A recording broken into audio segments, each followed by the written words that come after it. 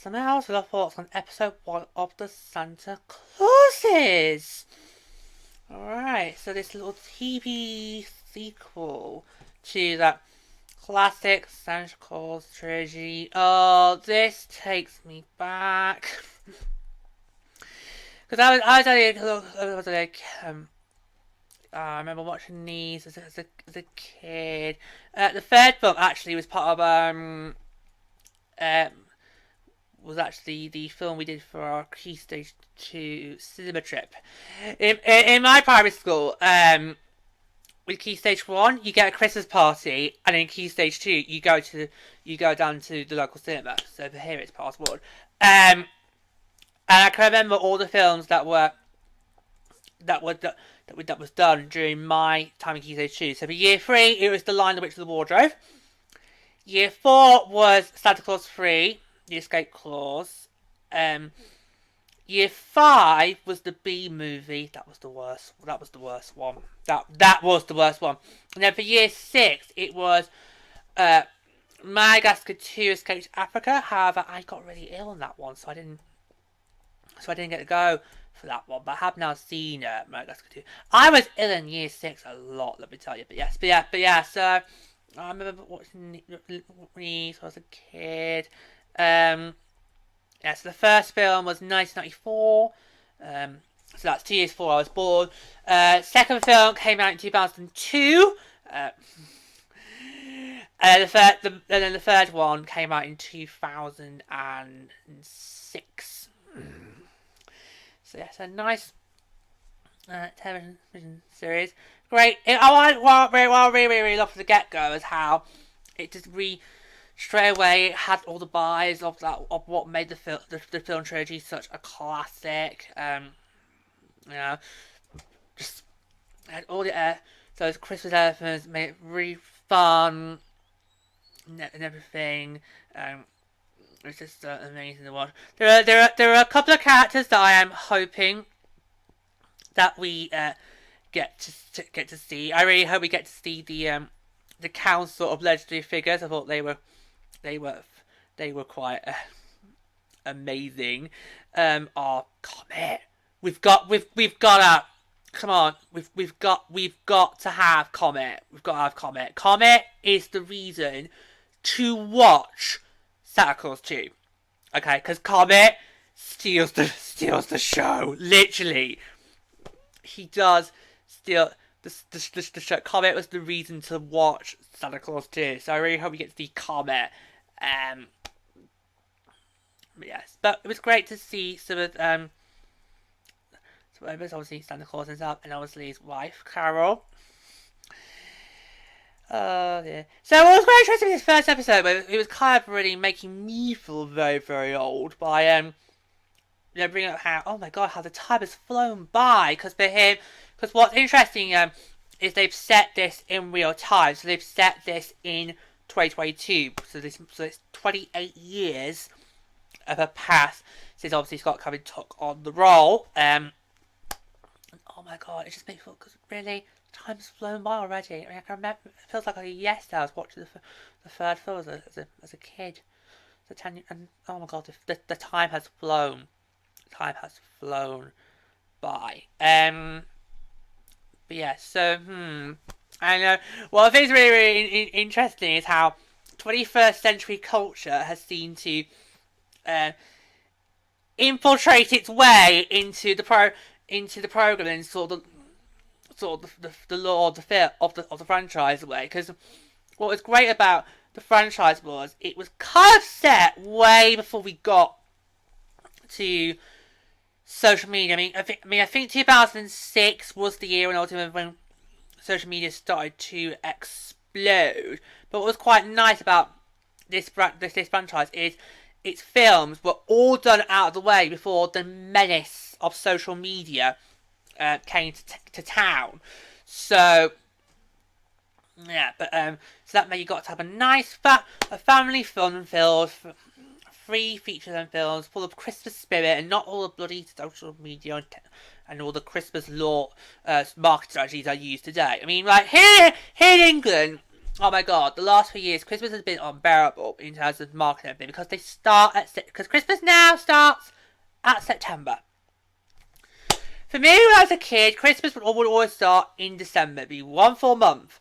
Nope, these days it starts in September and goes all the way until January.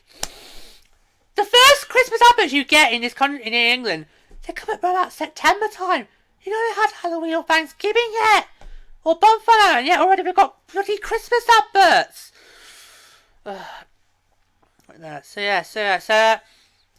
the phone obviously these days, you've got things like Amazon and eBay, and obviously different how I now shop my gifts online. It was what I can't mention. But yeah, so there was a lot of work. Also, can we get out for now? What was with the wokeness in this show? Oh my god, what episode in? Oh my god, we've got characters being woke. What's that all about? We had Santa's daughter, and oh my god, I've lost count of the kids now because I think in the third film, Carol was supposed to be pregnant with her first kid. Now there's been more. So give me a sec. Oh dear. Right. That's right. So right. So we have. Right. Here we go. Okay. Right. So let's check the kids. Let's do a kid count. So we have Buddy, although he's being known as Cow in this show.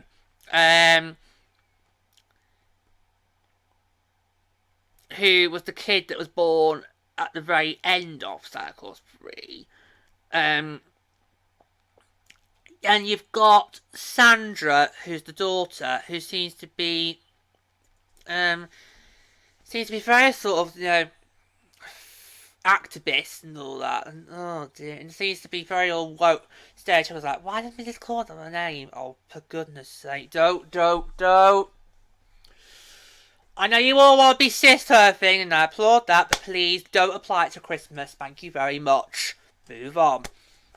Speaking of which, also the wokeness we had when we had the this sort of meeting to determine who's naughty and nice. You got literally Santa, who of course supposed to be the big head honcho who makes the bar call, literally being overruled by this cheeky little who kept saying, you can't say that because that's being stereotyped. That's shaming. I'm like, oh, shut the fuck up. What really got to me was when she said, you can't call them naughty anymore. And I'm like, seriously? It is a sad day when you can't call someone naughty anymore. How are you supposed to enjoy Sooty? I don't know. Honestly. Yeah. Wasn't quite a fan of that. Wasn't quite a fan of some of the wokeness that seemed to be involved here. But what I did love was how they tried to Christmasify some good pop culture classics like, Girls Wanna Have Fun and Eye of the Tiger.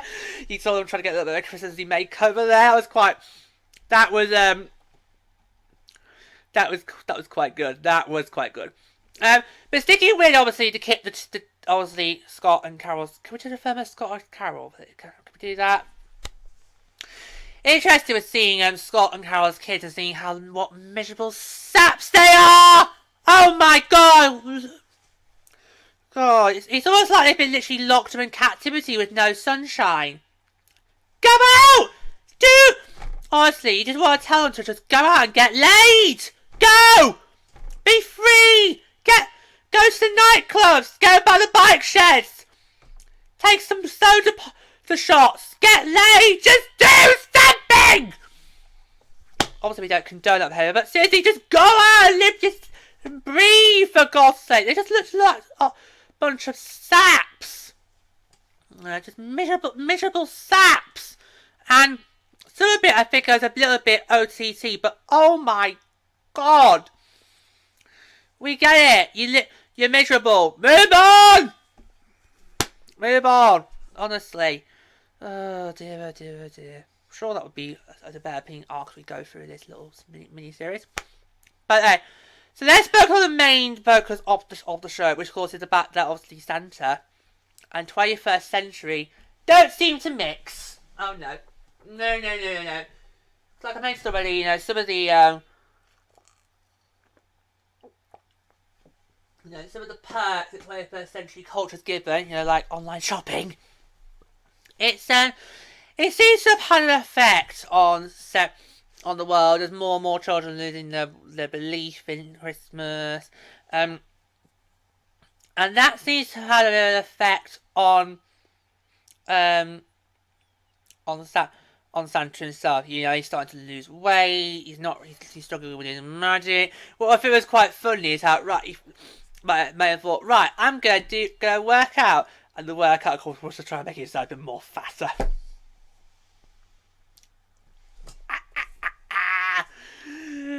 That's not encouraging for children, full stop. But I just thought it was quite hilarious. Just literally was seeing Santa here trying to literally just eat more and more, do less. Rather, it should be the other way around: do more, eat less.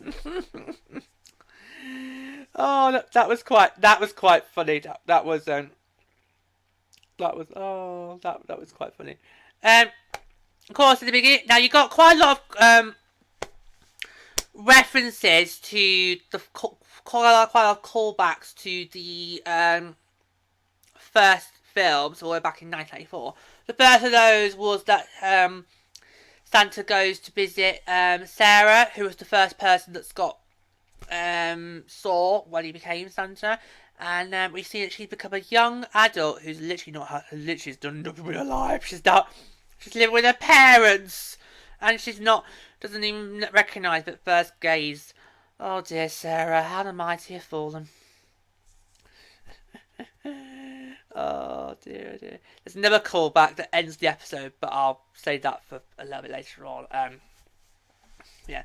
So I thought it was quite interesting how we're seeing literally all these 21st century influences seems to have affected the Santa Claus as a whole. It does make me wonder, oh my god, I'm kind of glad that this was made pre-social media.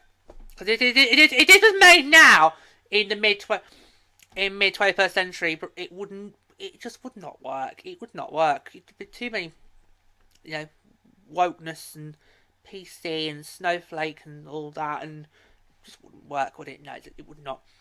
It would not work.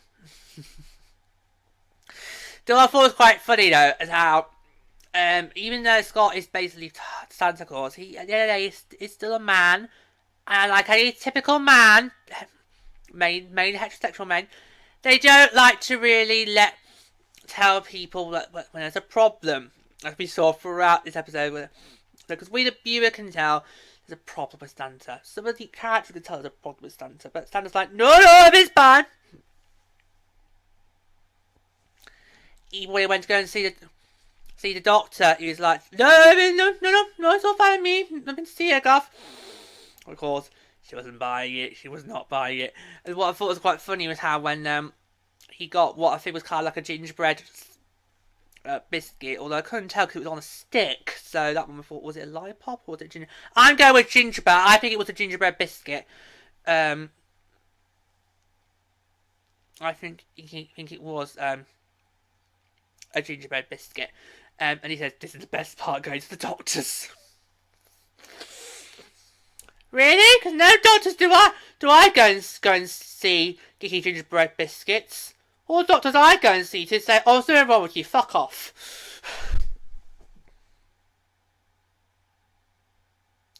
Fine, waste my time. Fine, it's my time you've wasted, not yours. You get paid thousands of pounds. What do I get? Pain, misery, and acne. Anyway. Right. One thing I did like at the very beginning of the first, before we got to Sarah, was how, and I think we might keep an eye on this family. So did the dad get named? The daughter was called Grace, but did the dad get named?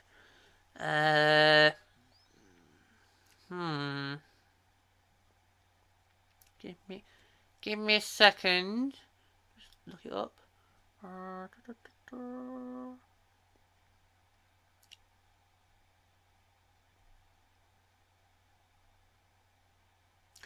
I'm not sure the dad got named, but you do towards the beginning of the episode, you see this family. It's a single dad. The wife's clearly dead. Their daughter Grace, very able with Christmassy moods, and has literally managed to decorate the entire room. Oh my god, there's a lot of Christmas trees everywhere, there's lights everywhere, there's baubles. Wow, she easily could be an elf. So that's got me wondering, ooh, are these two going to be rambling again as we go on in the show? That will be, that should be, that would be interesting. That will be very interesting. Now then, towards the end of the episode, we got a very big nod back to the first film, because if you remember in the very first film, the way to become Santa Claus is very, very simple, folks.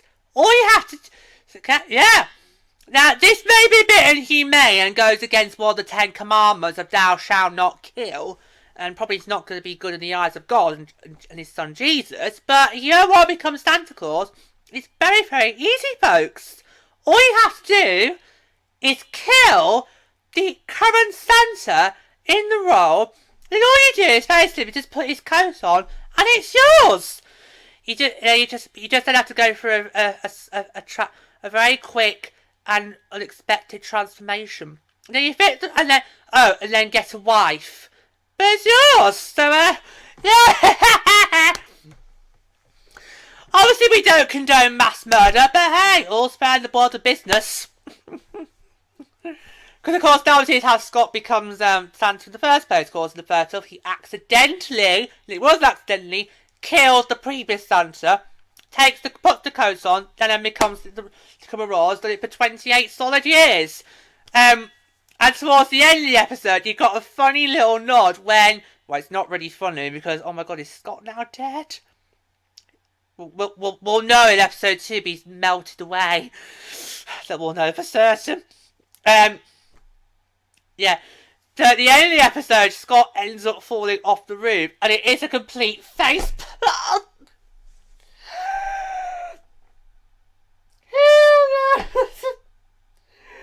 I know I should not be laughing.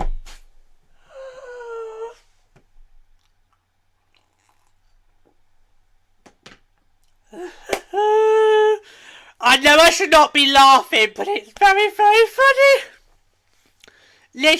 He literally just does a face plant, and it's like, oh my god, is Scott now dead?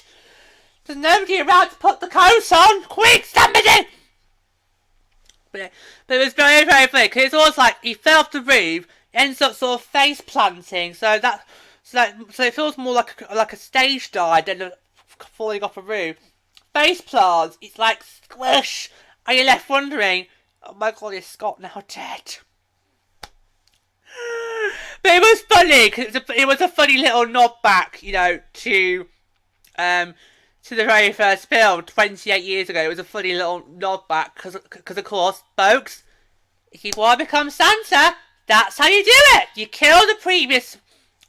So if you want to become Santa, it's very simple. All you do is you kill the incumbent Santa Claus, put on his coat, and that's it. Job's yours. Just make sure you're married to a missus. Otherwise, that's a completely different story involving Comet. Do you know what I think's quite a bit funny about Santa Claus 2? When I was a kid, I had no problems with that whatsoever. I did not see any of the problems with it. Fast forward, probably about fast forward 20 years now. Actually, I go, hang on. Was Santa Claus 2 about a film that encouraged arranged marriages? Oh my god. Well, then again, the first film encouraged murder, so I'm not sure what form of evil the third film encouraged. Lying, cheating and scheming, but then again, that's how you play Big Brother. But oh my god, but honestly, Santa Claus 2, the only reason to watch that is Comet. Comet is the reason to watch Santa Claus 2. He literally just, Comet steals the show. I want to see Comet in this series. I want to see him. I want to see Comet. But I just thought that was quite a funny little way to sort of end the episode. Oh dear, oh dear, dear. So, a not bad start. I mean, had some of the elements that made the trilogy work there.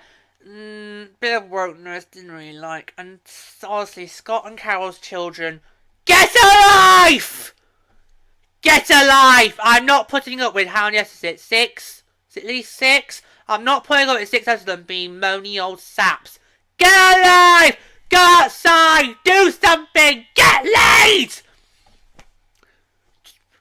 Honestly, they're gonna get on my nerves. Where's Comet? I want to see. I need Comet. Need Comet to steal the show.